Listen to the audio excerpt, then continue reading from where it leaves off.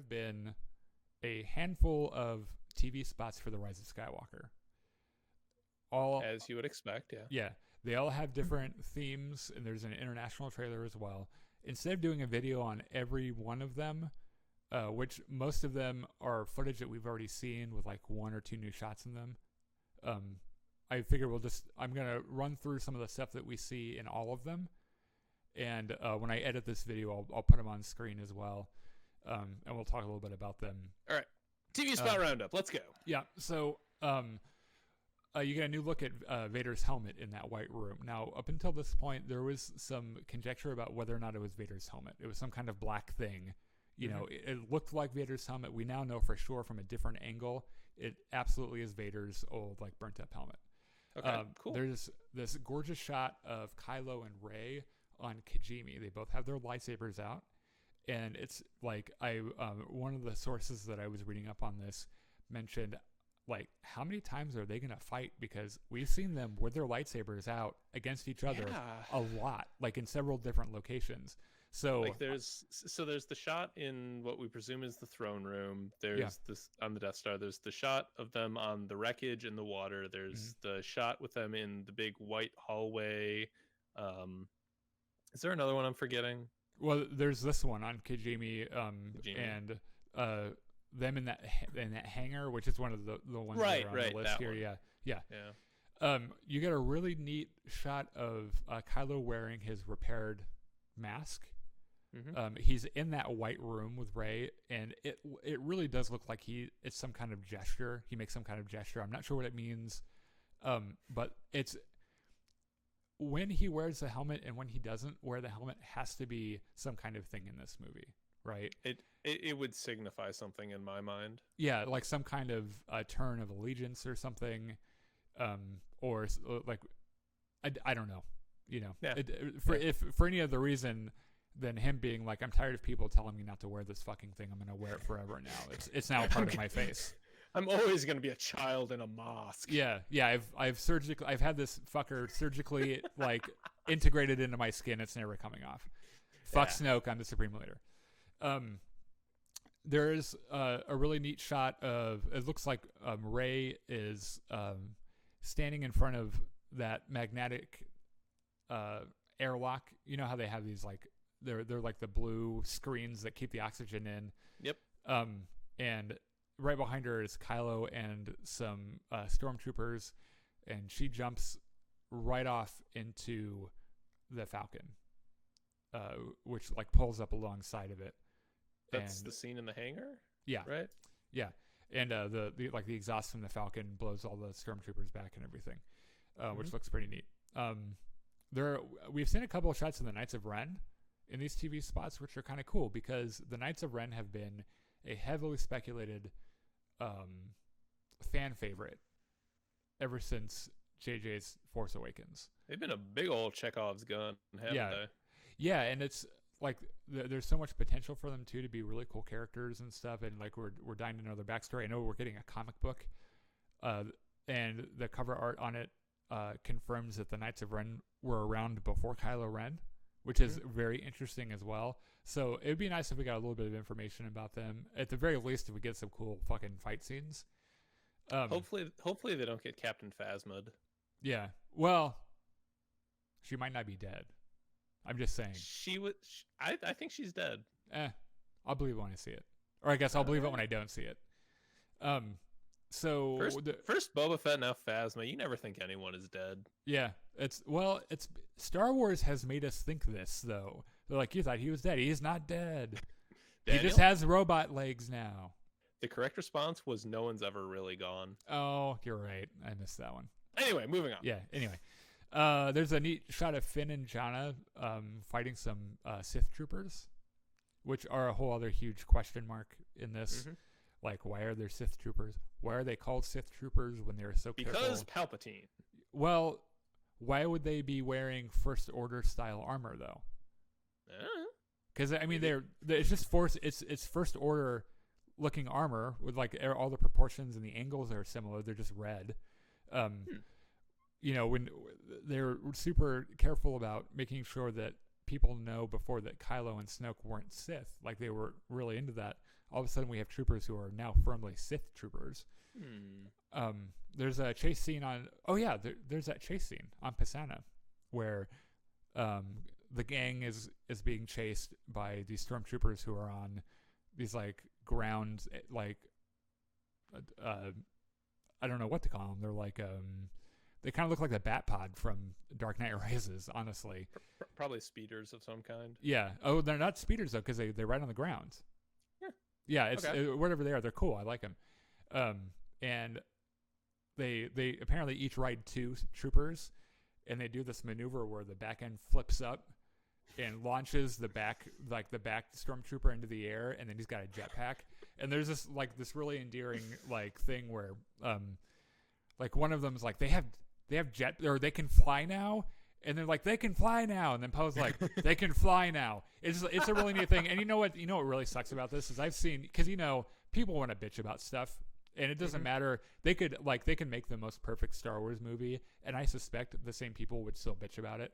And, like, it could be something that, like, they could cater to their every demand in a movie and they would still bitch about it. And the same people are bitching about this. So, well, shouldn't Finn know that they had jet troopers because he was in the First Order? And we saw Poe. We saw jet troopers in one of his comic books. And it's like, guess what? Not everyone has read those fucking comic books. Not everyone examines Star Wars to the same nth degree that we do. Like they're doing this for a bigger audience and everything. Anyway, I mean, I don't want to rant again. So there's that. There's the Falcon flying through this other tight spot, which I saw on one thing. It looked like that weird iceberg structure or whatever. And I noted in my notes here that apparently the Falcon is very good at flying through tight spaces. It's apparently very maneuverable because that shit drove through the Death Star, through that Star Destroyer on Jakku, the salt mines on Crate. It's really funny that they've the Falcon, this big lumbering awkward ship, is always flying through a space where it only has 2 inches of clearance on each side, and it looks like in one of the subsequent shots that Poe is flying the Millennium Falcon, which of course I want to see him flying the Millennium Falcon. We know that Rey's a good pilot and everything, but Poe is the best pilot ever, right? Well, maybe not ever, but he's this really amazing pilot. He hasn't even seen the Millennium Falcon until the end of The Last Jedi, right? Well, he's seen it, but he has presumably not been on it before. So I'm really curious on what Poe thinks of it and everything.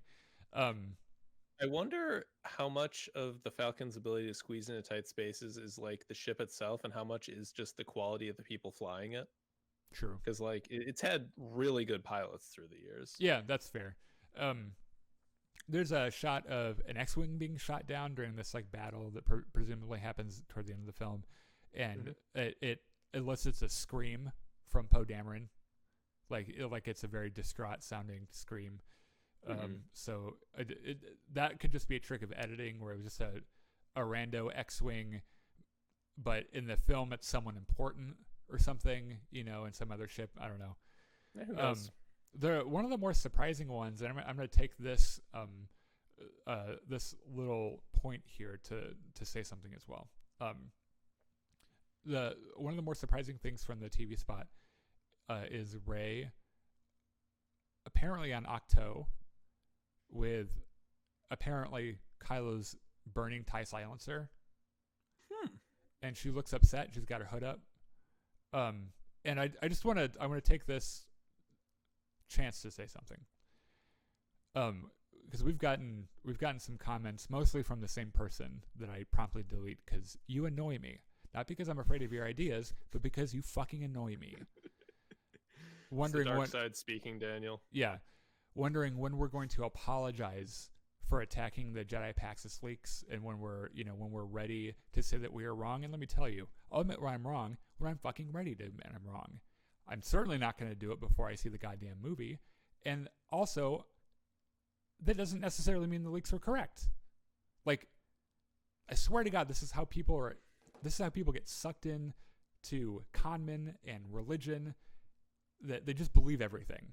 And it was funny. I was talking to the Star Wars Veritas is a page that I mod for, and the whole thing about this page is that it's anti-clickbait, but also about due diligence to theories and where the sources are and stuff. And we were talking a little bit today about a fellow Star Wars YouTuber who has been producing two or three videos a day for the last like 6 weeks, just like offering forward the most clickbaity, shitty Star Wars videos. And it's like,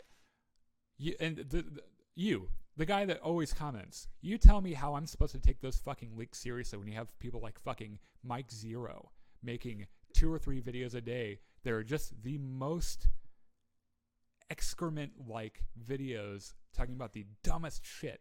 Like, how am I supposed to look at these leaks and be like, oh my God, they're true? There's no evidence. We don't know who the fuck said it, but oh my God, they're true. Moving on. Oh, here's one that's really neat. That I was super surprised about, and that I didn't even know about until today. There is a featurette for Rise of Skywalker that shows Warwick Davis in a fucking Ewok costume. How did I miss this? Like, it's the most obvious thing. Of course, you're going to have Warwick Davis in your movie, and sure, make him an Ewok. The surprise here is that apparently there is at least one Ewok in the movie. Huh. I don't know I don't know who the fuck it is, but like, there's an Ewok. If not, the broader implication of possibly being on Endor at some point during the movie, which is really cool. Alternate interpretation of that, the Ewoks join wider galactic society after Return of the Jedi. Oh, that's the most adorable thing in the world. Can you imagine like an Ewok Porg like armored division for the Resistance? Yeah. That would be pretty neat. Did they even make blasters small enough for Porgs? If I were running the Resistance, I would make sure that they had blasters.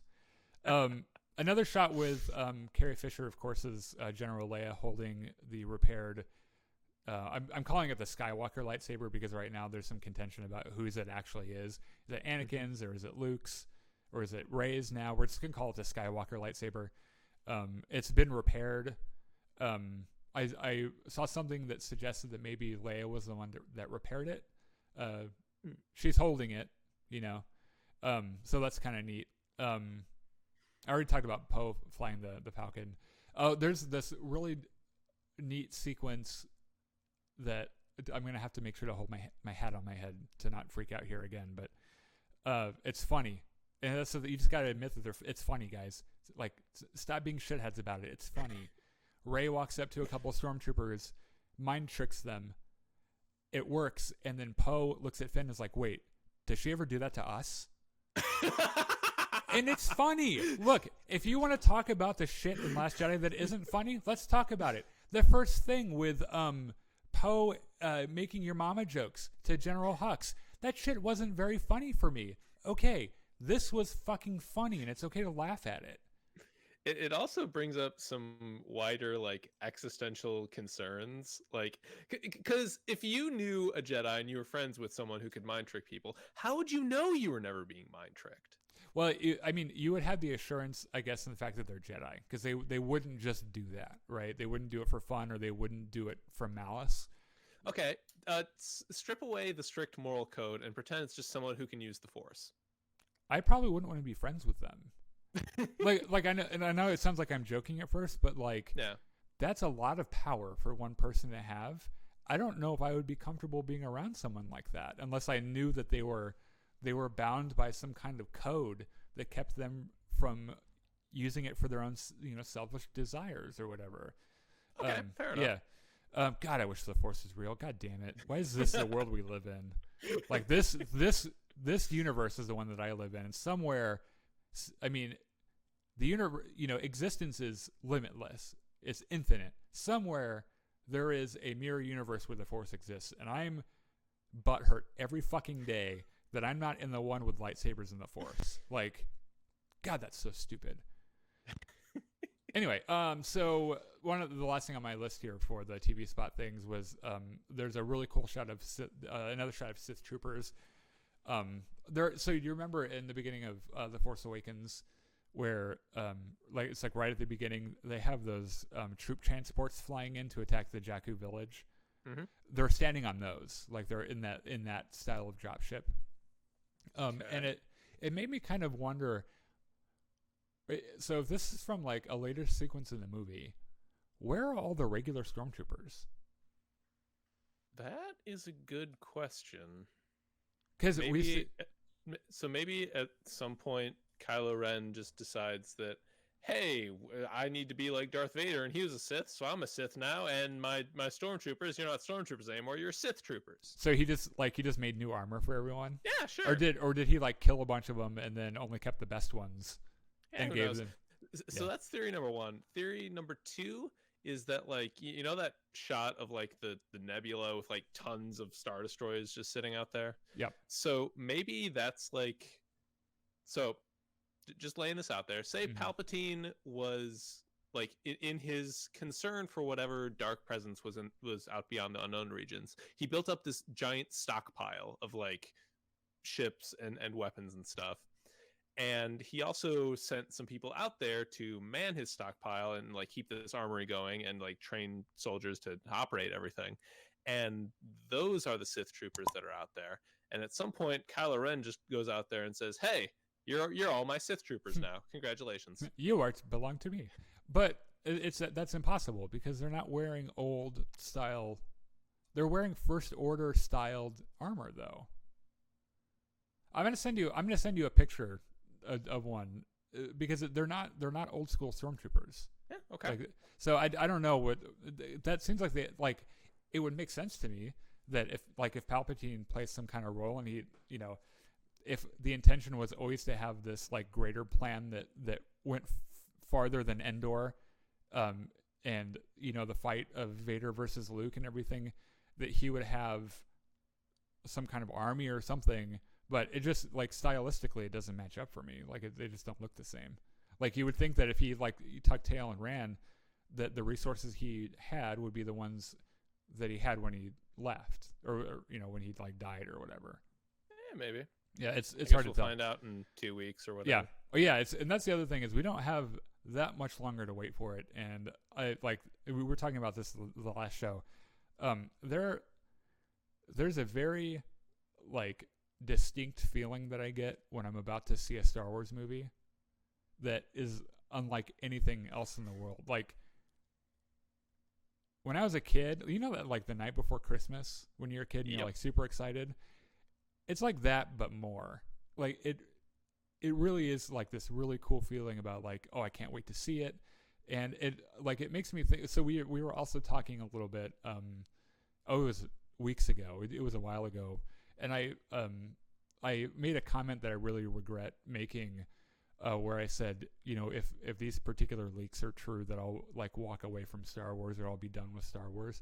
And it's kind of marinated with me a little bit for a couple of months, and I don't think that I'll ever walk away from Star Wars. I mean, I just can't think of a single thing, and I gotta trust that it's in good hands and that the people making it, not the people paying for it, the people making it care about Star Wars. And every one of these leaks could be right. I'm gonna trust that J.J. Abrams can do it right. And that what I see is so much better than what we read, because what we read was shitty. But yeah, what I'm saying is that I came to this conclusion that I can't be the guy that's like, fuck Star Wars. Because, I mean, like, Star Wars is so important to me and it's, like, so important in my life that unless they changed it to, like, Teletubbies or something, like, and I just wasn't, like, interested in it anymore, like, I'm going to die a Star Wars fan.